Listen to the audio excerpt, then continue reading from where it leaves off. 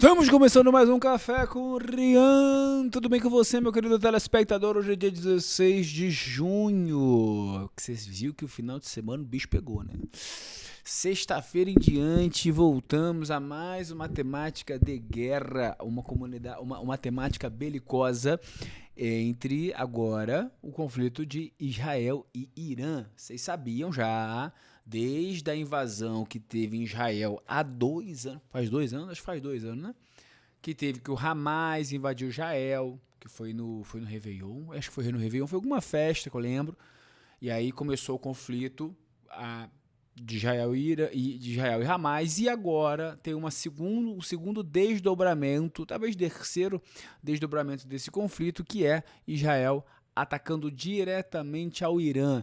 E o grande problema nesse caso, eu vou até compartilhar minha tela com vocês, o grande problema nesse caso é justamente a posição do Irã como grande produtor de petróleo. Então, só para vocês entenderem mais ou menos em que pé está isso daí, o governo iraniano, o governo islâmico, ele tem, não posso dizer que tem relação direta, mas a grande questão entre israelenses e palestinos, ou israelenses, ou de todo mundo que é do Islã, que são os muçulmanos, ele é bastante complexa, e eu estou lendo um livro, esse aqui, ó, Filho do Hamas.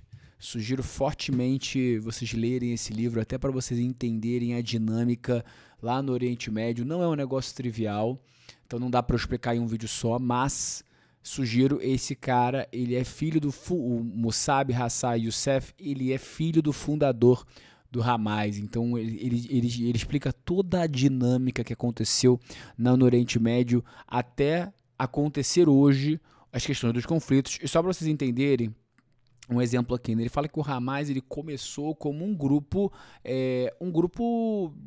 religioso, não diria que uma nova religião, mas um grupo para estudo do Islã, basicamente, né? E depois ele de fato virou um grupo terrorista, um grupo que usou dos atentados suicidas como uma ferramenta política. Aí que o bicho começou a pegar e ele se tornou um espião de Israel, tá? Então ele virou um cara que estava infiltrado no Hamas, mas como espião Israel. Então a história realmente é incrível, sugiro fortemente que vocês leiam.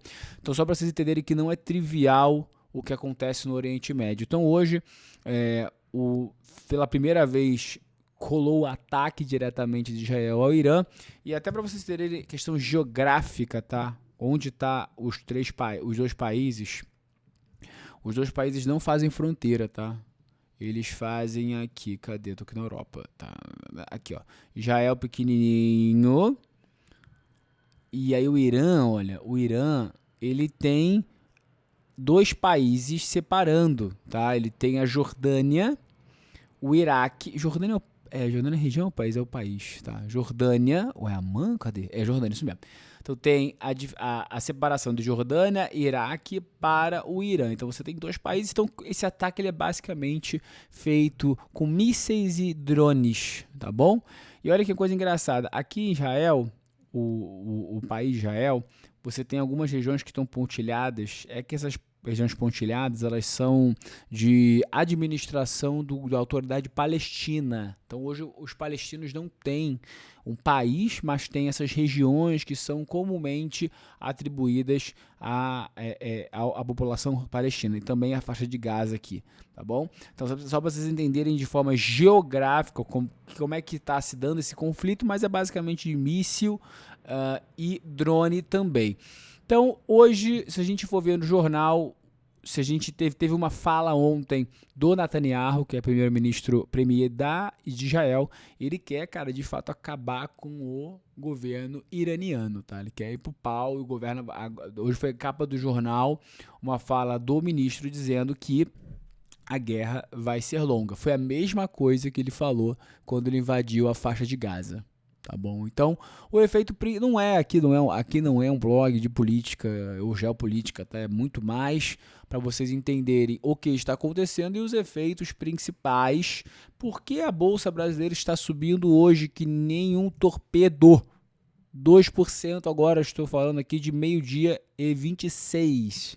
Porque a principal empresa, uma das do Ibovespa, a Petrobras, está... Ih, rapaz, eu achava que era Petrobras? Nossa, eu achava que era Petrobras aqui. Tô fazendo ao vivo e me ferrei. Então não é a Petrobras.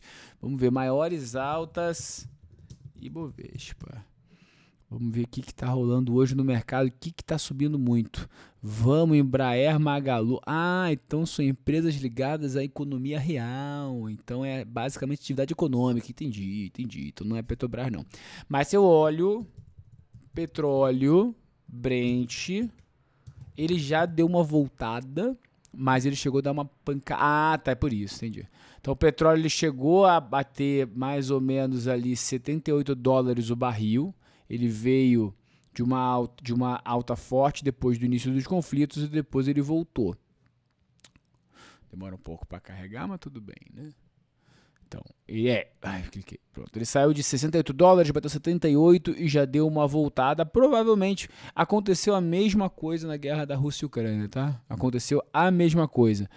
Então se discute de petróleo voltar àqueles patamares da guerra. Ó, aqui foi a guerra, ó, aqui foi o ápice da guerra Rússia e Ucrânia. Saiu de $70 o barril para 120 numa escalada violenta e depois ele voltou. Então acho que o mundo aprendeu que esses conflitos bélicos eles não vão ter reverberações muito grandes na dinâmica do mercado de petróleo, tá?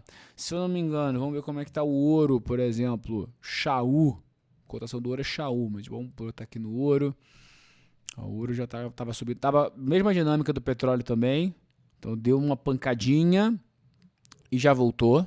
Uma pancadinha e já voltou. A gente está falando aqui de ouro, esse daqui vale uma onça. Então 22 gramas de ouro vale hoje 3.000 doletas. É muito incrível. Então, gente, principais reverberações do conflito é no mercado de petróleo e de ouro. Já deu uma voltada, então se você olha a Bolsa Brasileira e você olha a Bolsa Americana, nem parece que tem conflito. A Bolsa Americana está subindo 1% hoje. Na semana está praticamente no 0 a 0, porque acho que na semana passada chegou a cair bem, chegou a cair 1% por conta do conflito. Já voltamos no 0 a 0. É aquela dinâmica, cara. Se a gente olha, o mercado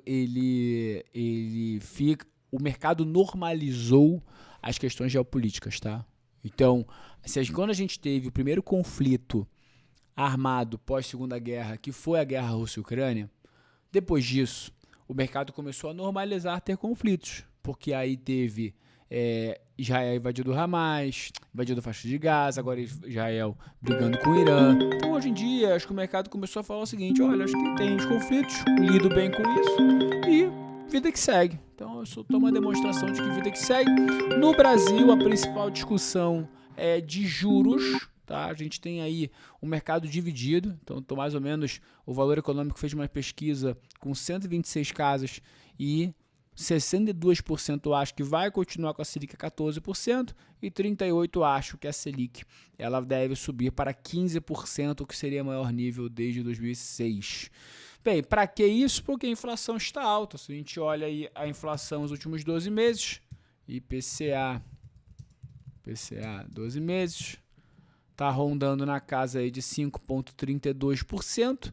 Esse número aqui é um número acima da meta do Banco Central. Meta do Banco Central é de 3%, certo? E ele está bem acima da banda superior da meta. Por isso que tem que manter esse juro alto, que a gente chama de política contracionista. Quanto maior os juros, menor o apelo para as empresas investirem, porque o dinheiro está caro, menor o apelo para as pessoas consumirem, porque 63% das famílias brasileiras são endividadas. Endividamento, família brasileira. 77% das famílias estão endividadas no Brasil, então quando o juro aumenta, ele afeta diretamente a renda disponível das pessoas.